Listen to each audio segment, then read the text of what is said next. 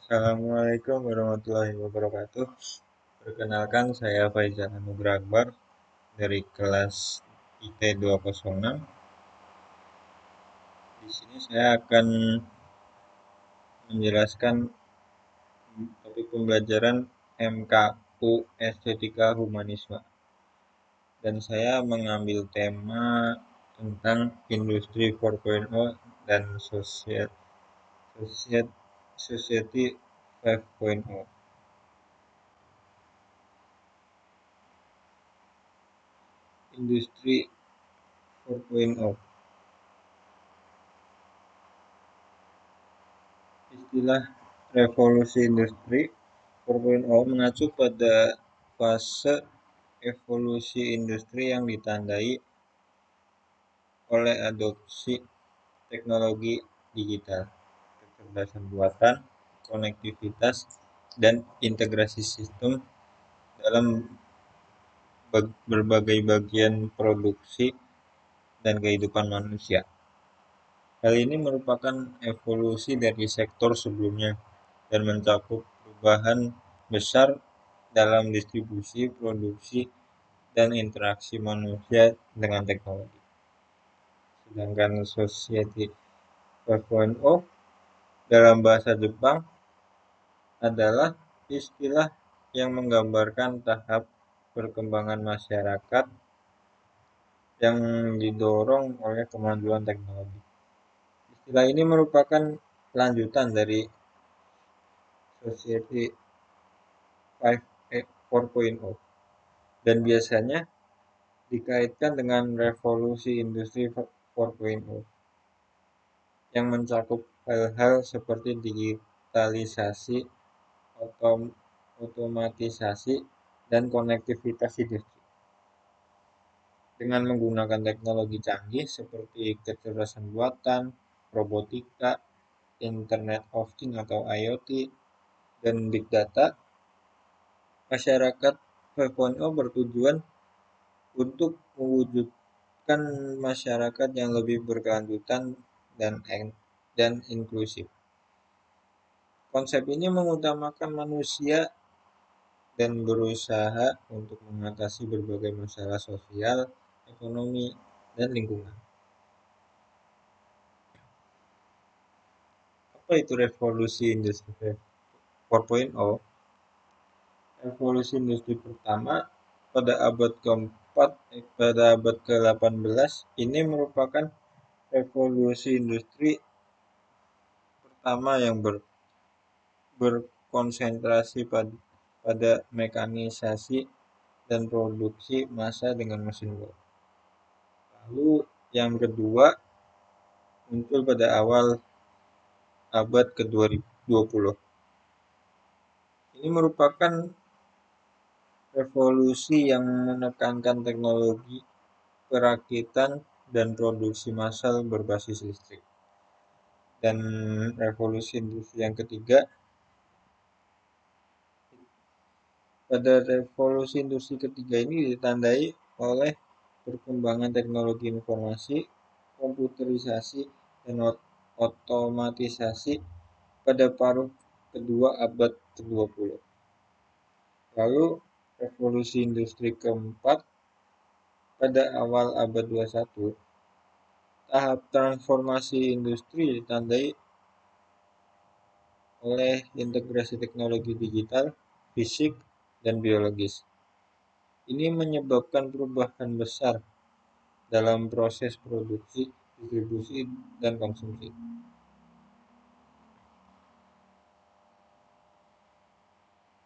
Lalu apa ciri-ciri revolusi industri 4.0? Yang pertama, konektivitas tinggi atau IoT. Ini menghubungkan perangkat dan sistem melalui internet yang memungkinkan perangkat, mesin, dan manusia bertukar data dan informasi secara real time. Lalu kecerdasan buatan atau artificial intelligence atau AI.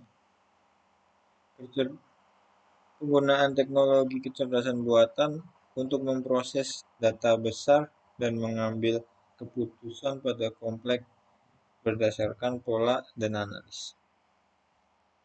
Dan ketiga, robotika lanjutan.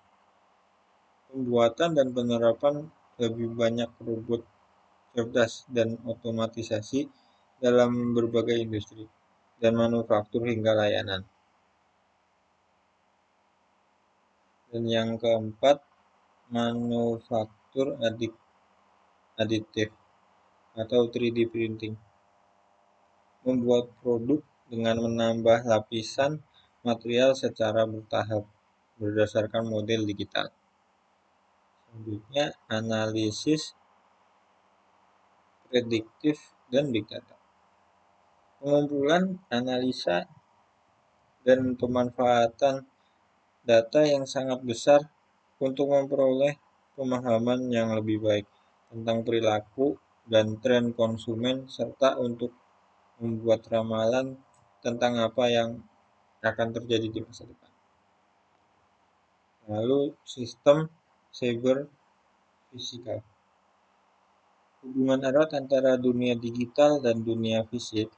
Di sini sistem fisik seperti perangkat dan mesin terhubung ke sistem komputer untuk berinteraksi dan beroperasi secara berkoordinasi. Dan selanjutnya realitas virtual dan augmented. Penggunaan teknologi realitas virtual atau VR dan augmented reality atau AR untuk simulasi, instruksi, dan desain produk. Lalu teknologi cloud. Ini pemanfaatan infrastruktur cloud untuk menyimpan dan mengakses data dan aplikasi dengan skala yang tinggi dan dengan mudah. Selanjutnya bioteknologi dan genomik. Ini adalah penggunaan teknologi digital dengan penelitian biologi, seperti pembuatan obat dan terapi berbasis gen.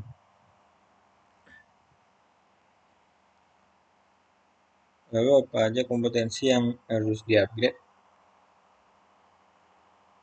Yang pertama, kecerdasan buatan atau AI dan analisa data. Memahami konsep dasar kecerdasan buatan, pengolahan data besar, dan analisis data akan sangat penting. Ini mencakup kemampuan untuk memahami algoritma, memahami data, dan membuat keputusan berdasarkan pemahaman analisis. Lalu yang kedua adalah kemampuan teknologi. Memahami dan menggunakan teknologi digital seperti IoT, cloud computing, dan teknologi blockchain antara lain, memahami cara menggunakan dan berinteraksi dengan teknologi ini akan menjadi keterampilan yang sangat dicari. Yang ketiga, kemampuan menyelesaikan masalah. Kemampuan untuk menemukan masalah, membuat solusi, dan menerapkan solusi akan tetap menjadi keterampilan utama. Yang keempat, keterlibatan program dan pengkodean. Bahkan di luar bidang teknologi informasi, memahami keterampilan dasar pemrograman dan pengkodean akan semakin penting. Analisis data, otomatisasi tugas, dan pengembangan solusi berbasis teknologi semuanya dapat dibantu oleh ini. Yang kelima, kemampuan pemasaran digital dan e-commerce. Kemampuan untuk memahami dan menggunakan strategi pemasaran digital, media sosial, dan e-commerce akan sangat berharga bagi individu dan organisasi dalam lingkungan bisnis yang semakin berbasis internet. Yang keenam, kreativitas dan inovasi. Dua kompetensi penting untuk menjadi kreatif dan menemukan cara baru untuk mengatasi masalah bisnis. Organisasi dapat memanfaatkan peluang dengan menjadi inovatif. Yang ketujuh, keterampilan soft skill. Di dalam era revolusi industri ini, keterampilan interpersonal seperti komunikasi efektif, kepemimpinan, kerjasama, dan adaptabilitas masih sangat penting. Selain itu, kemampuan untuk beradaptasi dengan perubahan serta kemampuan untuk bekerja sama dengan orang dari berbagai disiplin akan sangat dihargai. Lalu yang ke-8,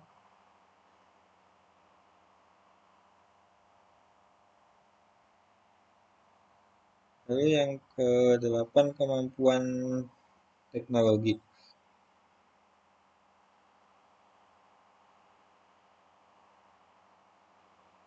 Perubahan teknologi yang cepat adalah tanda era ini.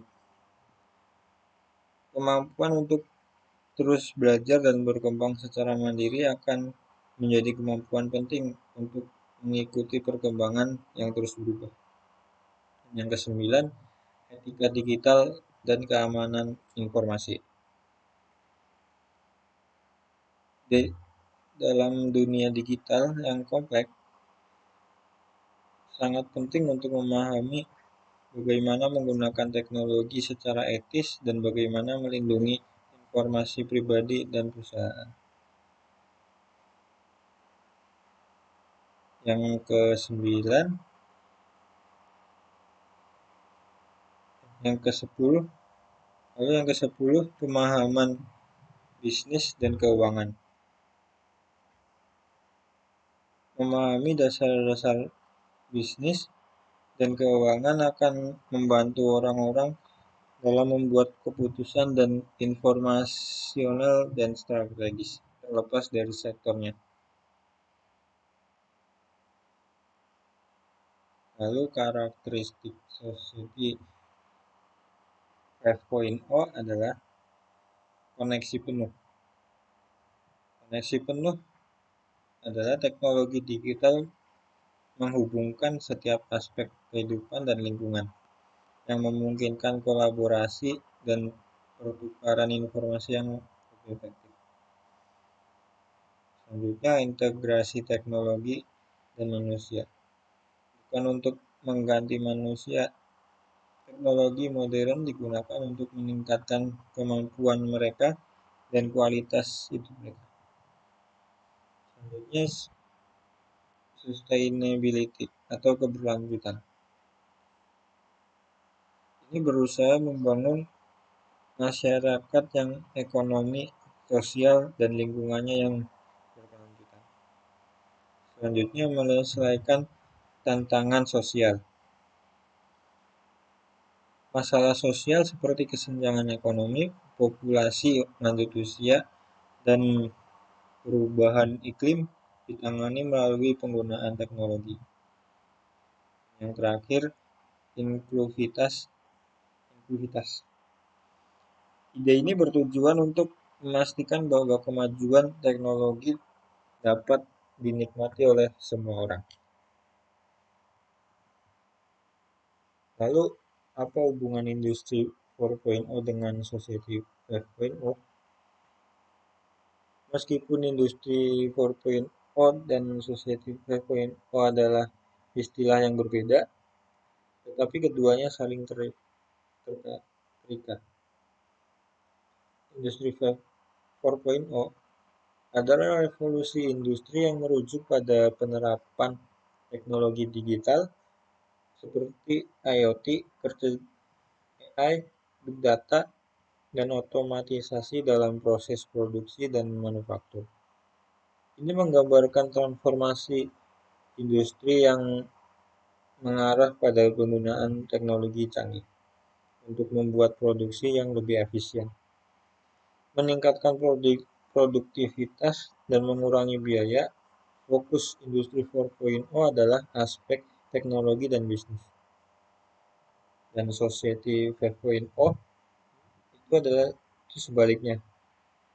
Society 5.0 berfokus pada manusia dan berusaha untuk menciptakan masyarakat yang lebih baik, berkelanjutan, dan inklusif dengan menggunakan teknologi canggih untuk mengatasi masalah sosial, ekonomi, dan lingkungan.